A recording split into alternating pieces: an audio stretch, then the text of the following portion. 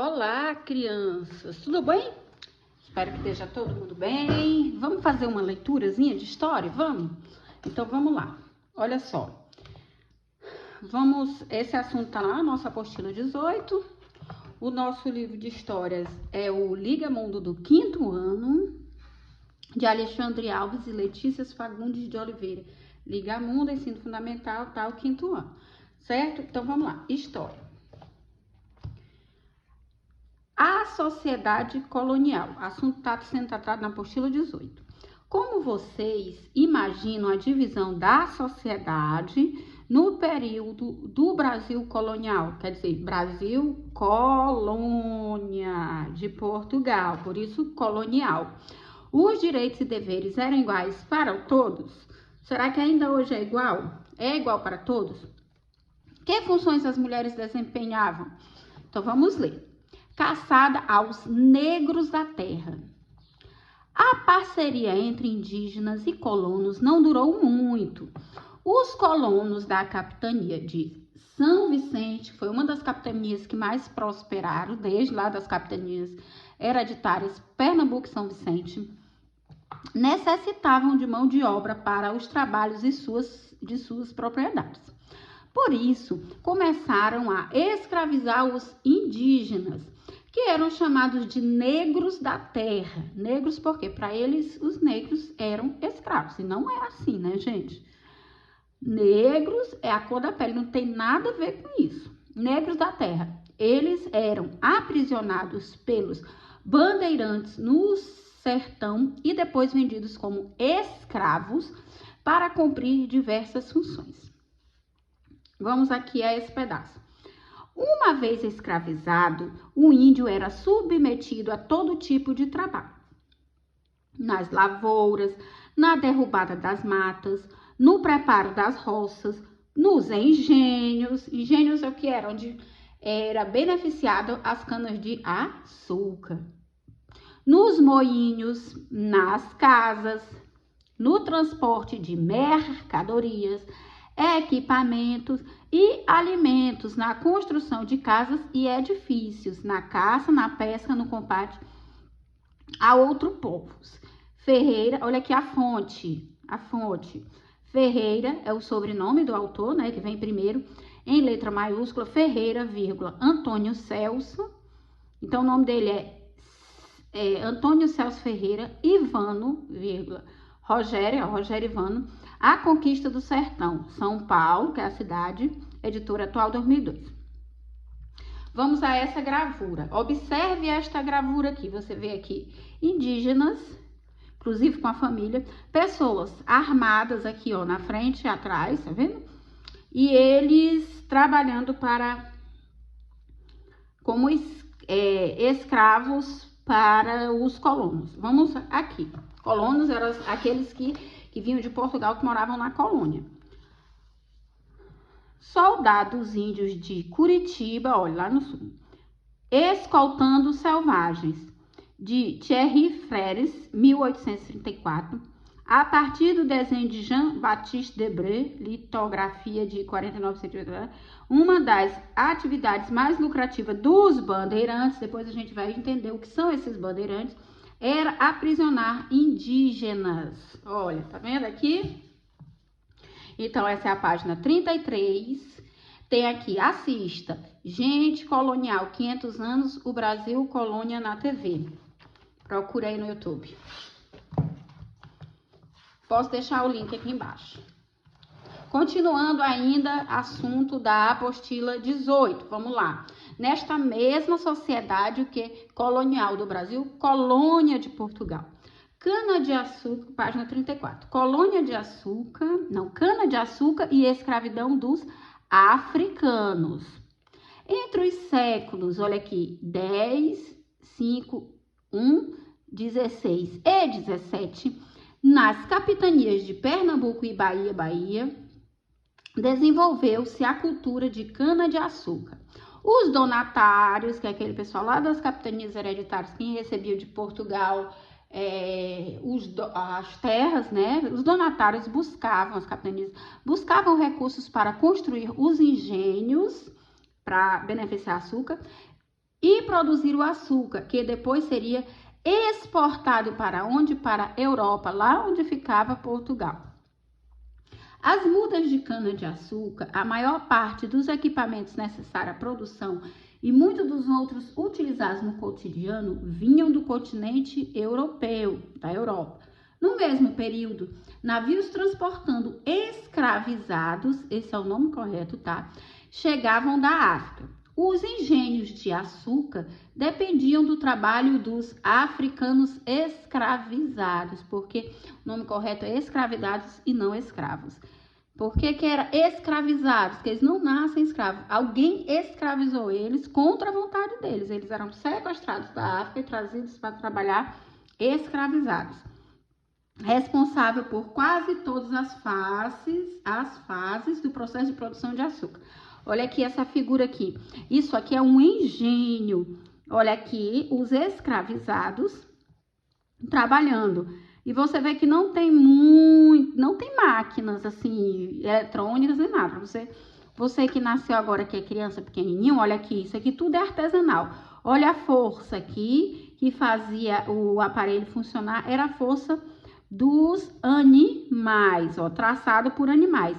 E todo o serviço de abastecimento, carregamento e descarregamento é feito por negros escravizados. Olha aqui, vamos prestar atenção aqui na legenda. Moagem de cana da fazenda Cachoeira em Campinas, de Benito Calixto, em 1880.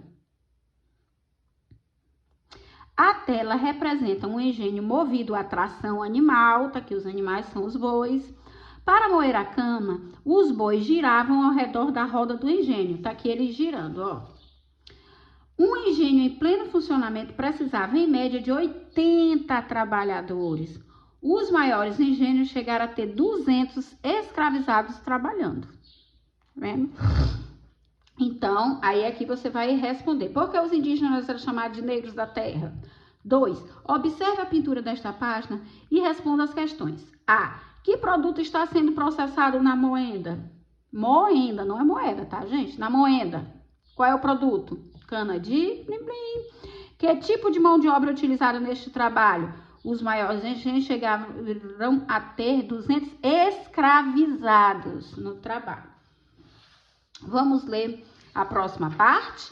Essa foi a 34. Aí do outro lado é uma atividade. Vamos para a 36 e vamos conversar sobre a mulher no período colonial, porque nós estamos conversando sobre a estrutura da sociedade. Então, bora. A mulher no período colonial. A partir de 1550, o Brasil foi descoberto em 1500. 50 anos depois, começaram a chegar à colônia portuguesa da América as mulheres europeias. Eram órfãos educadas em associações portuguesas que deveriam casar-se com os colonos, ter filhos e educá-los de acordo com sua religião. Olha aí. No período colonial, a mulher era vista como propriedade do homem. A ela cabiam basicamente os afazeres domésticos e os cuidados com os filhos. As mulheres que tinham a oportunidade de aprender prestavam serviço de interesse dos homens, como lidar com o comércio e ensinar o filho dos senhores. Mulheres negras escravizadas ou forras livres, assumiam outras funções. Era comum no cotidiano das vilas e cidades coloniais a presença de mulheres no pequeno comércio como vendeiras, quituteiras, que fazem quitutes, e vendedoras ambulantes.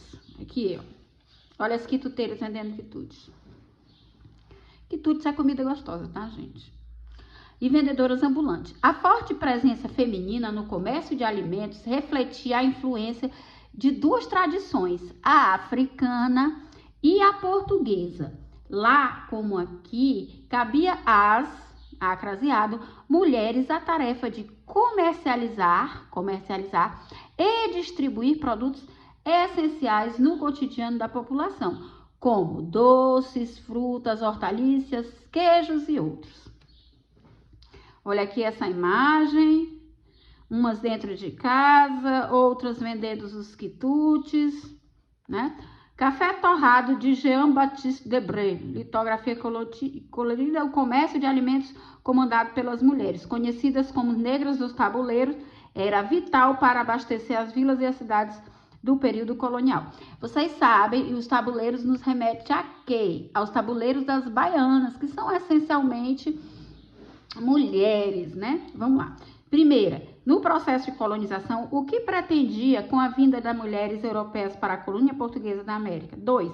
Analisando o contexto atual, o papel da mulher na sociedade brasileira mudou em comparação ao processo colonial? Sim, mudou bastante, né? Aí você vai explicar. Vamos para essa é a página 36.